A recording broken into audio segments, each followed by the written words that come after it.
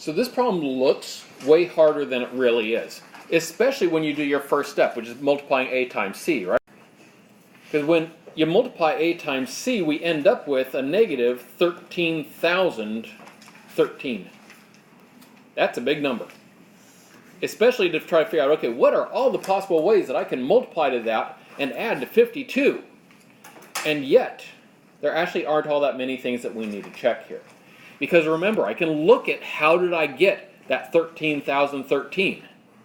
Well, I multiplied 77 by 169.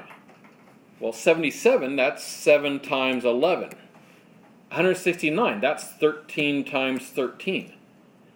And if you have the number sense to look at those numbers and see that, then you know all of a sudden that there aren't a lot of options that you're going to have to worry about. Because I need to check 7, 11, and 13, certainly, yes. But after that, the next number I see that we'd actually need to check would be like 7 times 11, 77, things like that. In fact, these are the only numbers you would have to check to find the answer. Because these 5 are the only ones that are less than the square root of 13,013. Remember, we can use that little trick to know just how high do I need to go. Not that you need to do that, but it tells you, okay, how do I know when I can stop thinking about it? So I only got to check 5 different numbers. Is that really so bad? I don't think so. I think that this problem actually ends up being pretty easy because there's such a limited number of possibilities here.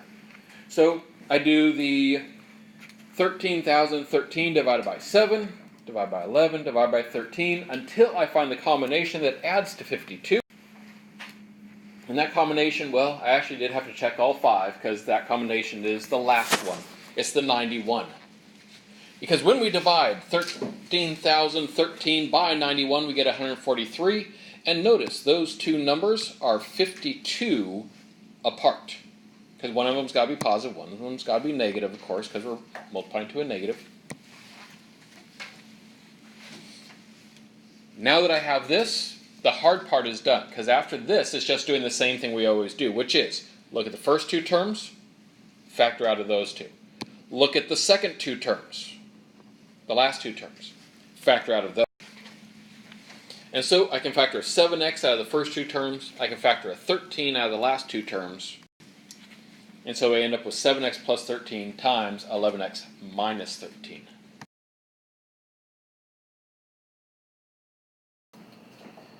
All right, so new problem. Now this one is going to be tougher. First thing I do, still as always, I figure out what AC equals. So I do 77 times the negative 60.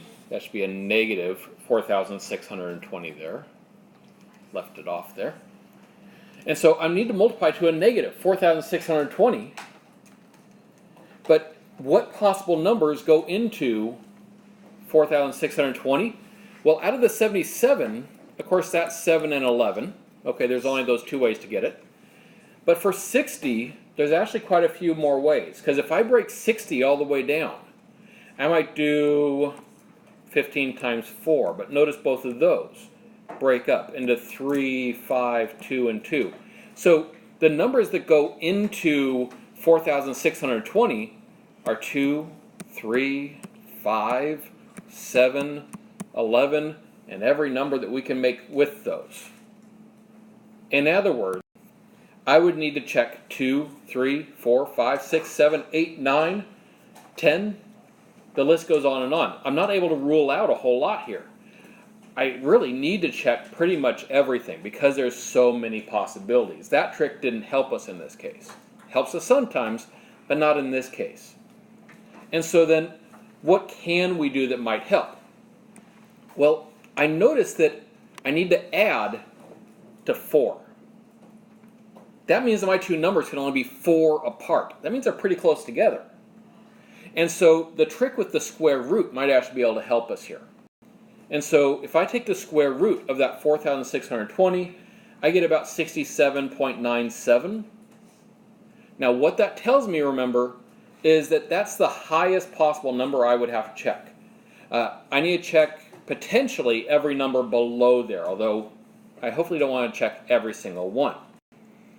And knowing that my numbers are going to be pretty close together, I'm actually going to start at the 67 and go down from there. So in other words, I'm going to start by doing 4,620 divided by 67 and see what that gives me. Or if you're actually really clever and on top of your numbers, you would recognize that 67 won't work because it's prime. But we check the 67, we get a decimal. Okay, then check the 66. Notice basically what I'm saying is find your square root and use that as your starting point. Rather than starting at 1, because we know the numbers are close together, start at the high end and work your way down.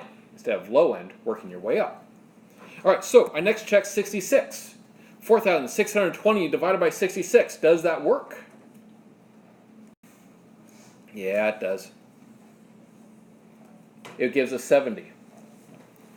Which, notice, the 66 and the 70 are only 4 units apart.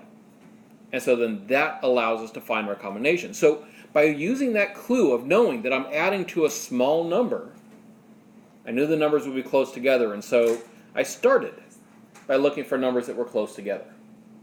All right, go ahead and finish factoring it from there.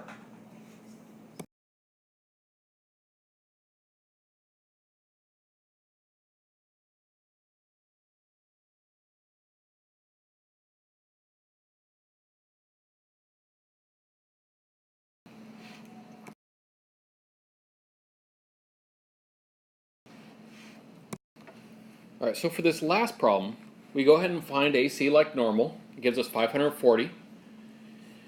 Remember, that's 20 times 27. And so that's what I'm multiplying to while I try to add to 96. So what strategies seem really good here? I got to start thinking through. Well, first of all, I look at the numbers that might go into 540.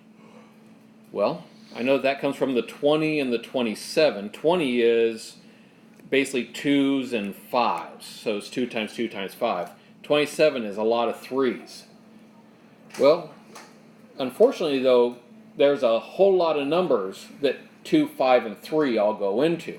It's not like we're going to limit our selection a whole lot there.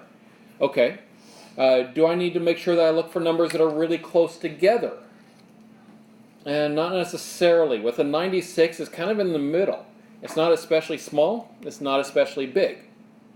So then, what special trick do I have for you? None.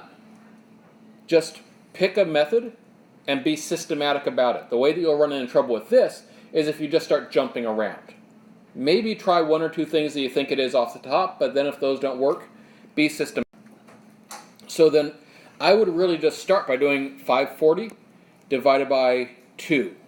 See what that gives you. It does not add to 96. Divide by 3. Divide by 4, divide by 5, divide by 6, divide by, nope, don't need to check 7. Because no, 7 isn't an option, so I at least could skip that one. 8, 9, 10, I could skip 11. But I do need to check most of them. But we actually plow through, and you'll find that when you end up in this kind of situation where you just kind of have to brute force it, starting at maybe the bottom or wherever, and just going through from there, it usually shouldn't take you too long to find the combination that works. In this case, it was the 6. So when we divide by 6, we got 90. And you notice that, of course, 6 plus 90 gives us 96. And so then we factor out of first 2 terms and last 2 terms individually. And then we factor the parentheses out of that to get our final solution.